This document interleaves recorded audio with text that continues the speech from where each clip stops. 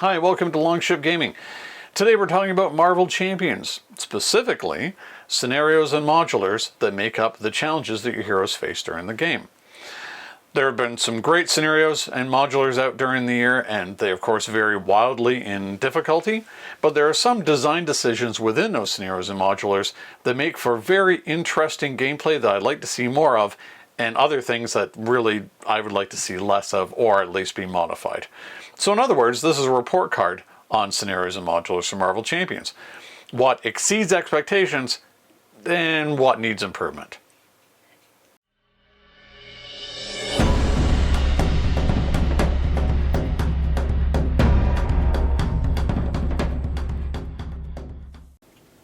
All right, we're going to start with our exceeds expectations, where I think that Marvel Champions has done an excellent job in their design over the course of the game, and I think that they should continue doing things like this. So first up, we have encounter deck cards that provide rewards for dealing with them. Either these are side schemes or they are attachments. So we have several examples here throughout the history of the game. Now going all the way back to Rise of the Red Skull, the Taskmaster set had the Captured by Hydra cards. Now these are very good. You're able to get a zero cost, repeatable captive ally into your hand. Only costs you 5 in terms of dealing with the threat. This of course, this scheme is removed from play because there are only 4 of them. But I mean, it's crucial to the storytelling of that. In fact, I feel in some ways probably this is Justice decks, if you're going to play one way or another. For example, you can have 4 cards ultimately in your deck that cost 0 that are allies that are will have powerful enter the battlefield or entering play abilities. So although I appreciate this one, I do feel that in that scenario it is extremely, it's overpowered. But then you get to the Guardian set. So the Most Wanted, Galaxy's Most Wanted, you have the Crystal Ball, part of Galactic Artifacts. So the player who defeated the scheme may play a card from their hand, reducing its resource cost by 3. Also, because it's a victory card, it leaves play, it doesn't come back. But it does give you so it's a reasonable threat to this in terms of accelerating. You want to deal with it, but when you deal with it, you actually get some momentary benefit for doing so, other than just getting rid of the side scheme itself. So more recently, in Mutant Genesis, as part of Master Mold, Hinder 2, base 2, victory again, so this one leaves play. When defeated, deal 2 damage to Sentinel enemy. Again, a minor benefit for a little bit of work that you're going to do anyway because you want to get rid of the acceleration token. And Fetch Quest, which is part of the Fantasy Modular for Mojo Mania, it surges, but when defeated, in player order, each player may search their deck for a card and play that card for free. Now, multiplayer, that's amazing. In player order, each player may search their deck and play a card for free. Amazing. I mean, it's going to take you, playing solo, of course, it's going to cost you 6. A little bit of work to do. Surge is a threat, but my goodness, getting the free card to play. I can see why this one isn't a victory one that doesn't leave play, because 6 is a pretty steep price plus the surge. And then lastly, this is a newer idea, and I love the idea of it. I think that including these into each modular set, or into some modular sets, makes for some interesting gameplay. So it surges, has 3 stake counters. It's a bandolier of stakes. So when this is revealed from the encounter deck, you can spend 1 resource of any type to attach that to your identity. You have 3 stakes, you get +1 attack, and the attack gains piercing. What do you think? Fantastic, right? You can ignore it if you don't want it, if you don't have the resources, but man, if you have the resources and you pay for it, you've got that little momentary boost to your abilities. So you know there are benefits to completing or getting encounter cards, or completing side schemes that go beyond just I defeated the thing that was in my way. It feels much more narrative and interesting to me. So that's my first point. Exceeding our expectations and counter deck cards that provide rewards for dealing with them. So for second, my second point are scenarios that feel like story progressions outside of a campaign. So my 3 examples for this, when we go back somewhat into Mad Titan Shadow, we have Hela. So Hela, there is a mini plot to this one. You are basically heading into the various realms in Asgard and trying to find where Odin has been captured, so you can free him. When you do, he breaks free, and then you're able to defeat Hela. Because you can't defeat Hela during the time when you're looking. You have to deal with all the things that Hela's throwing in your way. So it's like a 3-part actual journey quest. You have locations with signature minions in each one. You defeat the minion, then you can then once you do that, you can get rid of the threat off of the side scheme, and then you progress on to the next one. And what I like about it is that knowing what kind of hero you're playing is where you want to prioritize at what stage you want to actually rush to, and then rest for a bit and build up more. So it's not the typical just constantly building your engine. Your hero that you're playing will dictate which of the side scheme stages you want to rest on. So for example, if I'm playing a more aggressive character, I don't want to be stuck on this first section with Garm in Nepahalir, because that acceleration, that's really tough. We don't want that to happen. So we want to rush through that one and get on to the next one, which is Galbaru, yeah, sure, and Scourge. Scourge isn't that tough to take care of, but you can sit in this one for a while and go, okay, the +1 boost icon doesn't really affect me that much.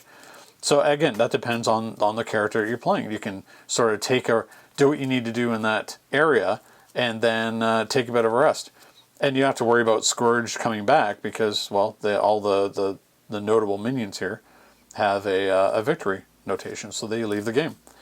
Similar in Mutant Genesis, the Magneto scenario. Basically, you're shutting it's the culmination of the campaign, but he's taking control of a Sentinel factory. He's making M-type Sentinels with Master Mold. So you're trying to shut down the factory. You're trying to storm Asteroid M, and you're trying to make it easier for you to defeat him. So once you get to the point where you're able to board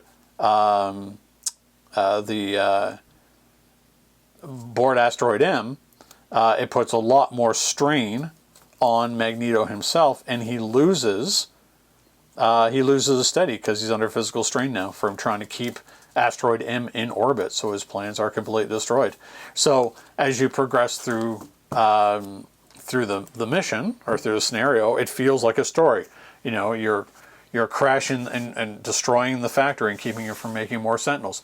You're then ascending to Asteroid M, and you're trashing things and making it much harder for Magneto to keep it up in the air, making him more vulnerable rather than just necessarily always more powerful. It's a lot of fun, I find, feeling that actual forward progression. And in a similar way, in Mojo Mania, and I was going to put it out here now, I think Mojo Mania is probably the most mature designed scenario set in the game so far. 3 different scenarios with varying win conditions, varying styles of play. So basically the story would go, you've defeated you defeated Magog, and now you're like, well, how do I get out? Well, we need to find Spiral and get her to tell us how to get out. She will typically run away. So she's escaped, you can't actually hurt her. You have to basically find her in one of the randomly generated genre worlds that she's hiding in. You know, when you're flipping it over, you're hoping every turn that you can see her so you can damage her to get rid of one of those environments, so that you're basically weeding out where you need to go to get out of this insane place. It's a lot of fun that way, and it actually captures a lot about the character herself, right? She may be Mojo's right-hand woman, but I don't think she ever really liked him very much. So, you know, it feels like a chase through this insane world. And every turn when you're flipping over an environment to see whether or not you found her again, it I guess I could use the term like emergent gameplay in that way, especially with how entertaining the modulars are. So that's my second point, scenarios that feel like story progression outside the campaign. This needs to definitely be continued forward and exceeds my expectations. The third one is environments that impact the player and the villain, and provides a real sense of location or place when you're having these fights. So we've had these in the past. Most environments, like say Absorbing Man, it just gave Absorbing Man an ability or a bonus to his abilities. Or Tower Defense, you're just defending the tower. Or the Bell Tower, you have to hit the Bell Tower to be able to hurt Venom or keep him from hurting you. There are, however, some scenarios and modulars that expand this a bit, and I'd like to see this happen more often, in that it affects everybody in the scenario. So in Mutant Genesis, you have, of course, mansion attacks. So you've got the Brotherhood attacking the campus, and you have 4 different locations in the campus that you need to defend. You lose, well, in the case of playing solo, you lose your second one, the game's over. But you have benefits. So each character gets +1 attack. Each character gains steady. Each ally and minion gains toughness. Each character gains retaliate 1. So it's affecting everyone in the environment, hero and villain and minion and ally alike. Similarly, there was a set, a modular set in the hood called Streets of Mayhem. They surge. They replace another setting that's in play because, well, you don't want to have multiple ones. That wouldn't make any sense. So when you're in the back alley, for example, +1 attack. It's very similar to the ones that you find in. I won't go through them all, but very similar to the ones that you have in Mansion Attack, and gives you a play. Like we've moved to the back alley. We've moved to the sewer tunnels. This is where we're having our fight right now. And lastly, in again bringing up Mojo Mania, each of the genre modulars each has their own cards that affect every. Well, it depends on the circumstances, but an example here is Mojo Runner. Setting show, when revealed, discard each other's setting, blah, blah, blah. Each minion and ally gains toughness. So, again, you've got a sense of place. You've been sucked into the Matrix, and now everybody gains toughness. Well, the minions and the allies gain toughness. It's, again, it gives a sense of place, and it sometimes equally distributes. Like if you're playing a minion or an ally heavy deck against someone who doesn't have a lot of minions, this is definitely going to benefit you. But sometimes it works out. It works out equally, and these do shift. Of course, they're not always going to stay in play, which I think is fantastic. So my third exceeds expectations are environments that impact both the player and the villain and provide a sense of place. I would like to see more of these going forward, but I really have to give the designers exceeds expectations on these points. All right, let's move on to the needs improvement part. So, first up, so I'm basically just going to display this box. Now, I'm not saying that Mutant Genesis is bad.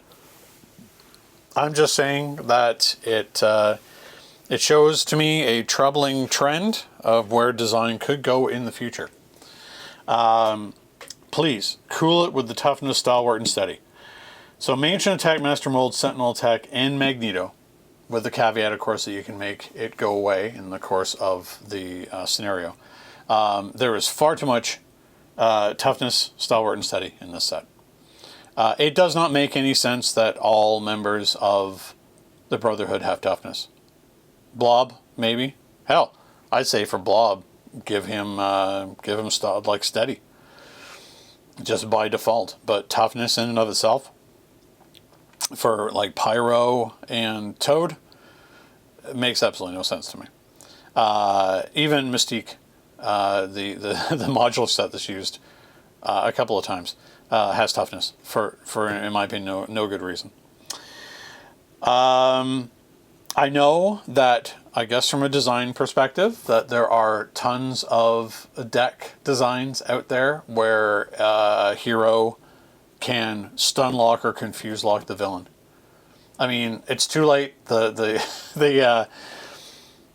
the barn doors open and the horses have already fled on that one. To have to try and balance that now at this stage in the game, it doesn't make any lot of sense. If you can do that against tons of prior villains and scenarios, you might as well be able to do it here. I'm not saying not use steady or stalwart or tough. I'm just saying that use it where it makes sense. So recently I played a game against Rhino. It makes no sense to me why Rhino doesn't have tough right from the start. He only gets in his third stage. He can get it through other means in his deck, but I mean, he really should have innate toughness right off the bat. I mean, that's the nature of who that character is supposed to be. But it has to make sense in terms of the design, or have ways to mitigate it. Like I said with Magneto, there's just far too much in the set, and I really hope that going forward, not every encounter set will have this issue, because it will just get very samey and very boring. Now, mind you, if you want to play a Stunlock list, you go right ahead. It's not always going to work out. And there's certainly some scenarios that are more susceptible to it than others, and people are always going to play it that way if they want. I don't find it particularly interesting. But please don't sacrifice game design space for encounters by falling back on these far too much. It's like Surge. Where Surge didn't need to be in the early days of the game. I mean, I guess that could be an honorary mention for exceeds expectations.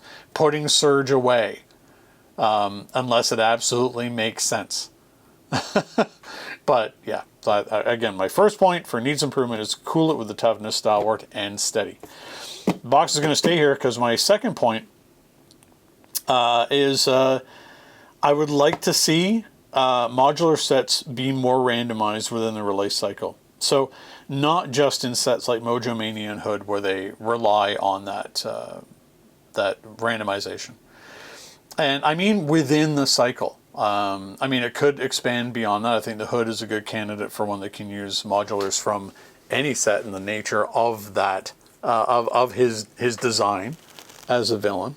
But I think it's I think it would be more worth everybody's time if you're going to start including more modular sets, not only in the scenario expansions, but in the individual hero packs themselves, to actually go back or start the next cycle saying, okay, here's a group of scenario or modulars you can use in this particular scenario. Here's our rating of the difficulty of those. So rather than just using the same ones over and over, and this box is a good example of it, where you have the Brotherhood, Mystique, and Sentinels used multiple times throughout this. Actually let's say you have a rating system of 1 through 3 in terms of difficulty with modulars. Your standard recommendation is a 2. And then here's your list of what the 2s are. Randomly generate that, bring that in. Adds a lot of variety.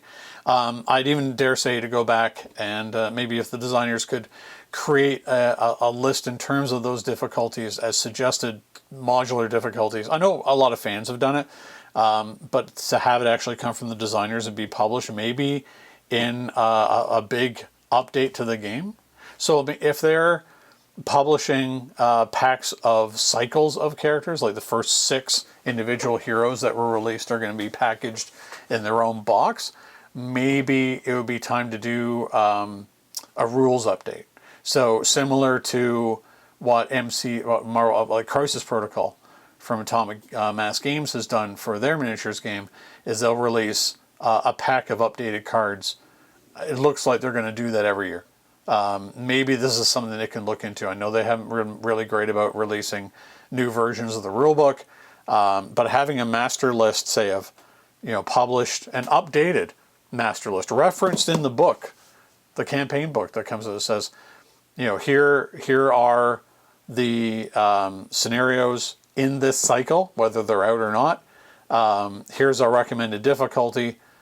And then on the cards themselves, unless it really has to be just for that one and is absolutely essential for its functioning. So Master Mold and Sentinels, for example, would be one. then, bring in this other difficulty to run with it. I can see scenarios definitely where you're going to need to have specific ones, but opening up that variety and not making each scenario entirely dependent on certain modulars and making it, essentially more modular, I think would bring a lot of replayability.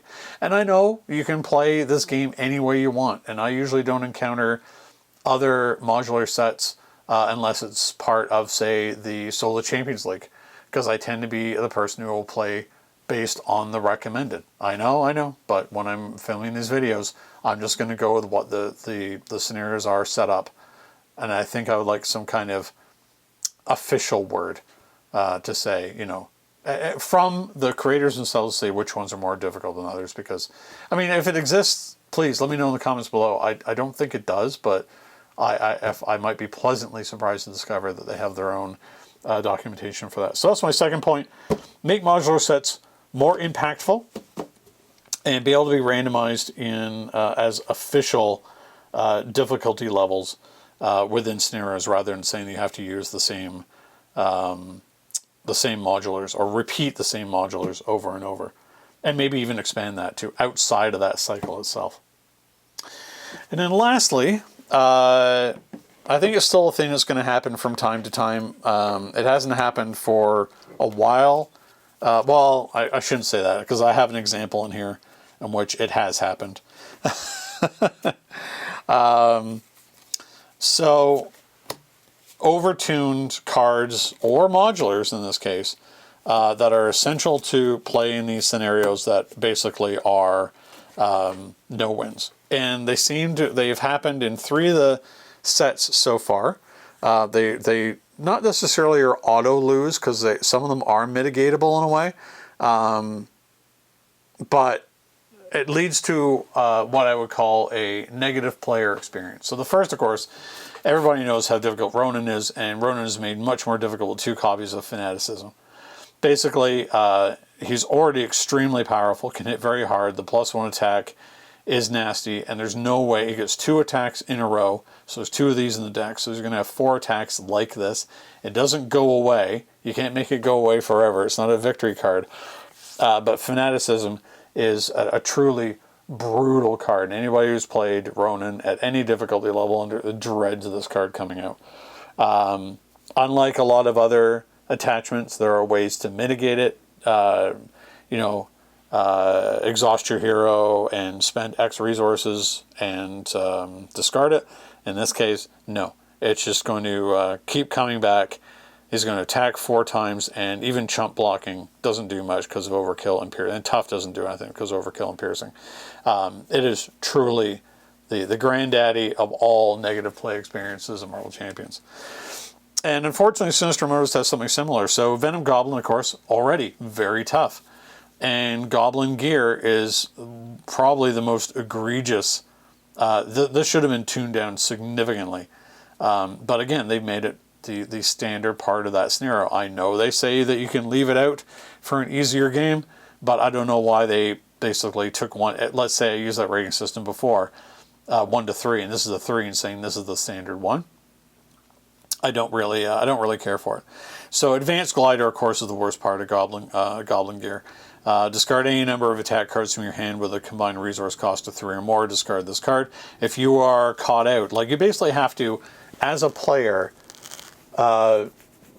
knowing that this card is in here, and it can come out, and again, it's not a victory one. You can't just get rid of it once and it's gone forever. And there's, you can mitigate it, but it's not going to be permanent. The problem is remote navigation, which brings it out again. So you're going to be facing this at least twice when you're going through the encounter. Right, it is. I mean, again, there are cards that allow you to, for various heroes, that allow you to ignore treacheries and so on. But when this thing comes out and you're not in a position to defend against it, you are probably going to lose. Again, it's possible to win. You have to be prepared for it. But it is such a negative experience to have what accounts for a I win from the villain or scenario that you can do nothing about. I feel these cards like these really hurt the game. And lastly, in Mutant Genesis, Mystique, I feel, is one of those cards. Mystique herself is bad enough. She's a 9 health, toughness. She's elite, so she gets around a lot of player abilities that might be able to deal with her. She has the same scheme and attack as the villain. She is a real nasty hard hitter. It does not make sense to me why she has toughness, much like I said about the rest of the Brotherhood, and she has a strength of 9. She might as well be another villain on the board that you're having to face. And because she's in 2 of the scenarios, I just don't get that. Worst, of course, would be Shapeshifter Surprise, and you get that, and then Mystique comes into your hand, or comes into play. Infiltration, that's okay. It's good. You have to discard cards when that comes in. But Metamorphic Mayhem, this is a side scheme I just let sit there. I never deal with it, because the player who defeated this scheme shuffles each Shapeshifter card from the encounter deck pile into their deck. It's just nasty. You could have Mystique just keep showing up over and over and over and over again, and I'm not entirely clear why she's this powerful in this set. Again, a real negative player experience, especially early game. Can you imagine getting Mystique out on like turn 1? It's almost as bad as, it's like, since you're always going to have Shadows of the Past too when you're playing, you're going to have Shadows of the Past and you're going to have both Mystique and your Nemesis. You could have that on villain turn 1. Either one of the villain turn 2, you could have them both. Like, that's not just that swingy. That feels like abusive. You just basically scoop up and you start again once that happens. And that is not really a good feeling, since you can't really mitigate it. So that's my third concern, and I think needs improvement. Please stop printing cards like these, or putting them into sets. Again, I know you can make these optional, but again, a lot of people like to play with the ones that are recommended, because that's what the scenarios currently seem to be designed around. But if they can break out of that mold and make the modulars be a little more impactful within a release cycle, or I'd like to see that instead. So again, there's my part 3. No more negative play experience. I lose. Instant lose cards. So let me know below how you feel about my points today. I think the game is in an excellent place. I think the increased focus on modulars from Mojomania and the Hood, I think that should become the norm. I'd like to see that happen, but I think we're a ways off, of course, from seeing what the next large expansion may be. But I would really love to see a lot of the elements from Mutant Genesis and Mojomania be continued on into the future, and to limit those things that I really find are not very fun for a lot of people. So, and again, at the risk of sounding like a Mojomania fanboy, I mean, I love Mojo as a character. Longshot was one of my favorite limited series back in the day, and the introduction of the spineless ones with like Mojo and his minions and so on, just the insanity of it was a lot of fun. I really do feel that Mojomania, in terms of its diversity, its new game space or game design opportunities, are really a step above a lot of them, a lot of the box sets. And I would love to see that sort of creativity and variety show up in the next big expansion, in the next big cycle in general. So that's it. Let me know how you feel. What things you feel that exceed expectations on your Marvel Champions report card, and where Marvel Champions needs some drastic improvement. As always, like, subscribe, and hit that bell notification for new content when it goes up. And until next time, happy gaming. Thank you so much for watching Longship Gaming. If you enjoyed this video, please like, subscribe, and leave a comment. It will really help the channel to grow and improve. Don't forget to hit the bell icon so you'll be notified when more Longship Gaming content goes live. Until next time, happy gaming.